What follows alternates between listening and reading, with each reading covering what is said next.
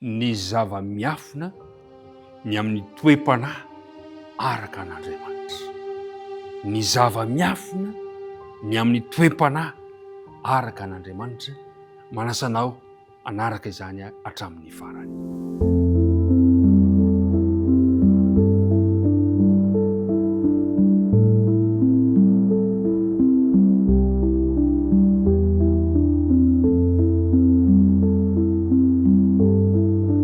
Amin'ny anaran'i Jesosy Kristy, ilay tompontsika, ilay mpanavotra antsika, ilay nitahirantsika anatin'izao fahavelomana izao, no ahafahako miarahaba anao indray natratra ity maraina vaovao ity. Misaotra an'Andriamanitra fa tafahoana isika, ka dia ny faniriana dia ingene ny fahasoavany eo aminao hatrany hatrany, ary ny fiadanany ao aminao sy ny ankohonanao. Raha andinika ny ten'Andriamanitra isika ankehitriny, dia manasanao mba hiaraka anondrika an'loantsika isika, hiaraka hivavaka. Andriamanitra rainay tsara indrindra, misaotranao izay no ny tombontsoa omenao anay indray androany, ahafahanay mandinika ny teninao. Mamela ny heloka sy ny tsy fahatanteranay rehetra. Aoka mba ho vita fihavanana aminao zahay, ka raha andinika ny teninao, dia ny fanaina masina no hitaritarana anay. Ny fanaina masina no hampianatra anay, ary ny fanaina masina no hitahiry izany mba hanamboatra sy hanova ny fiainana tsirairay avy. Tonononay ny vavaka aminaran'i Kristy irery ihany. Amen.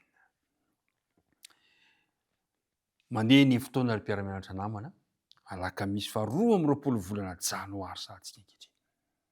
Ny zava-miafina ny toe-panahy araka an'Andriamanitra. Andeha aloha, ataontsika vetivety indray aloha ilay andinina atao tadina ao amin'ny Filipianina 2 ka ny 2. Dia hoy izy hoe, tanterao ny fifaliako mba hiraisanareo saina, miray fitiavana, miray fo, ary miray hevitra. Mahafinaritra zany andininy soratra masina zany, famporisihana anao iray saina, iray fitiavana, iray fo, ary miray hevitra. Misy andalan-teny anankiray ao amin'ny bokin'ny Korintianina 1, 9 ka ny 2, anisan'ny malaza izy io. Hoy izy hoe, fa raha misy manao izay ahalala, dia tsy mbola mahalala araka izay tokony ho fantany akory izy. Raha misy manao azy ahalala, dia tsy mbola mahalala izay tokony ho fantany akory izy. Toy ny hoe, misy lohahevitra anankiray zao dinianao, isan'andro dia mandinika an'izy io, kanefa ny zavatra misy marina zany zao, tsy misy lohahevitra ray izay tena fantatsika tanteraka ny momba azy. Azoko atao ny mahazo fahalalana bebe kokoa mikasika ilay lohahevitra. Azonao atao ny mampitombo an'izany mandrakariva fa saingy izao, tsy ho takatra hatramin'ny farany mihevitra mikasika an'izay. Matetika Paoly no miresaka momba ny fietrena mahagaga izay nasehon'i Kristy tamin'ny nahatongavan'ny olona. Mpiara-midinika namana, na ho dinianao isan'andro aza ny momba ny fietreny Jesosy, dia izao ny zavatra ambara. Na dia ny mandrakizay aza, tsy ampy andaliana antsika momba izany lohahevitra izany.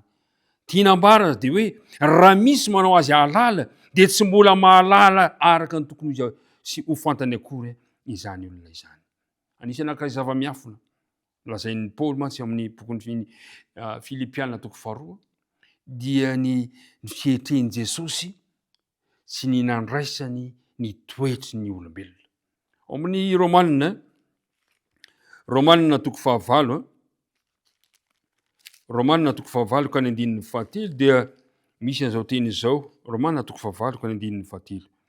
Fa izay tsy hainy lalàna, satria ny nofony nalemy azy, dia vitan'Andriamanitra tamin'izy naniraka ny zanany, naka ny endriky ny nofo ota sy ny amin'ny ota, ka nanameloka ny ota tao amin'ny nofo.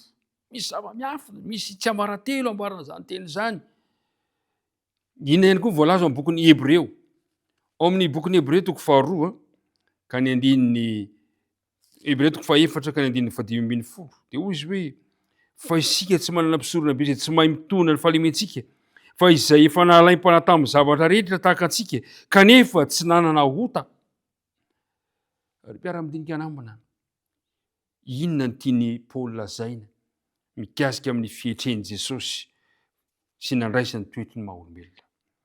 Ahoana tokoa nahatongava ilay zanak'Andriamanitra mandrakizay olona sady Andriamanitra atao kibony mare.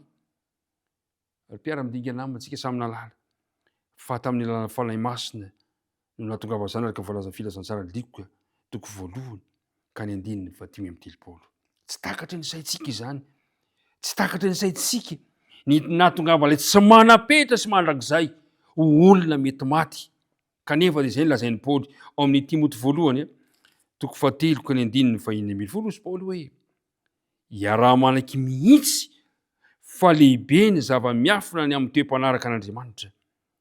Dia ilaina ase tao amin'ny nofo no hamarinina tao amin'ny fanahy, hitan'ny anjely notoriana tany amin'ny jentilisa, ninona tamin'izao tontolo izao ary nakarina tamin'ny voninahiny. Jesosy io lazainy Paoly io. Jesosy io lazainy Paoly eto amin'ity andininy tsoratra masina hoe zava-miafina ny amin'ny toe-panahy araka an'Andriamanitra. Ary izay mahazava-miafina izay no natonga ny Paoly nanao vetsivetsy tonotonon-kira mihitsy no nilazany Paoly izany toe-javatra izany Filipianina toko 2 ka nanoratany Paoly namelabelarany Paoly ny fietrehan'Andriamanitra amin'ny fomba feno tokoa ka natongavan'Andriamanitra ho tonga nofo tao amin'i Jesosy. Ka nonona tamintsika inona avy ireo zavatra lazainy Paoly mikasika izay amin'ny andininy fahaenina amin'ireo Filipianina toko 2 ka ny andininy fahaenina hoy izy hoe izay na dia nanana ny endrika Andriamanitra aza, nanana ny endrika Andriamanitra Jesosy. Tsy takatry ny sainy izany. Fa ny apôstôly Paoly dia naneho an'izany ka natsapany fa naneho ny toetran'Andriamanitra amin'ny fahafenony izay teny hitoviany Jesosy tamin'ny rainy Jesosy. Faharoa, amin'ny andininy 7, fa nofoanany ny tenany.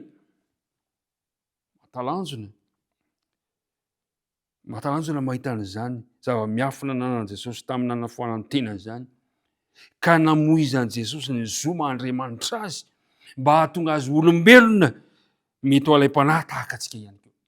Tsy takatry ny saina izany hoe Jesosy nanafoana ny tenany amin'ny maha-Andriamanitra azy. Amin'ny andininy io ihany, ao andininy 9, fa rehefa hita fa nanantare olona izy dia nanetry tena toetran'Andriamanitra. Nanana fihetseham-po mihitsy ny apôstôly Paoly nahita zany zava-miafina mombany amin'ny Jesosy, ilay Andriamanitra tonga nofo izany.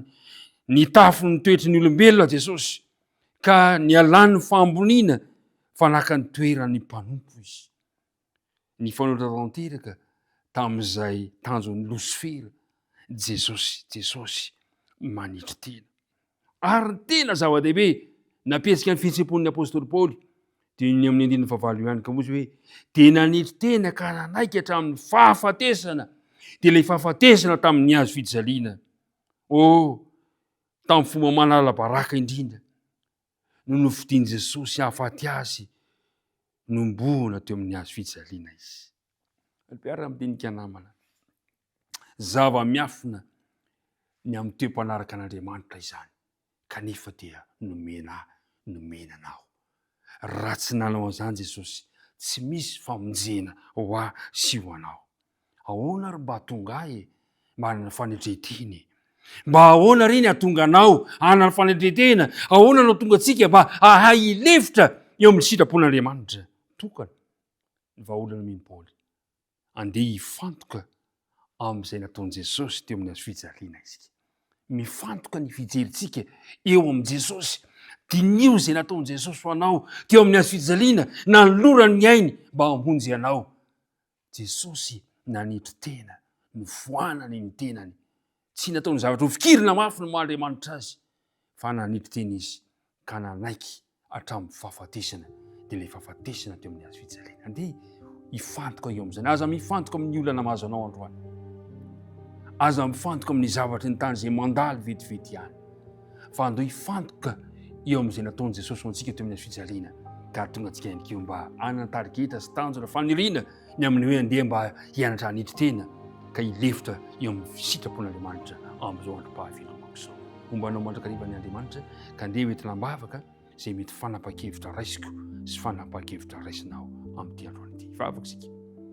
Andriamanitra rainay io, misaotra anao izay ny amin'ny Jesosy zanakao, izay nanitry tena, nanafoana ny maha-Andriamanitra azy ka nanaiko tonga olombela takanay malemy alaim-panahy amin'ny zavatra rehetra kanefa tsy nanota izy.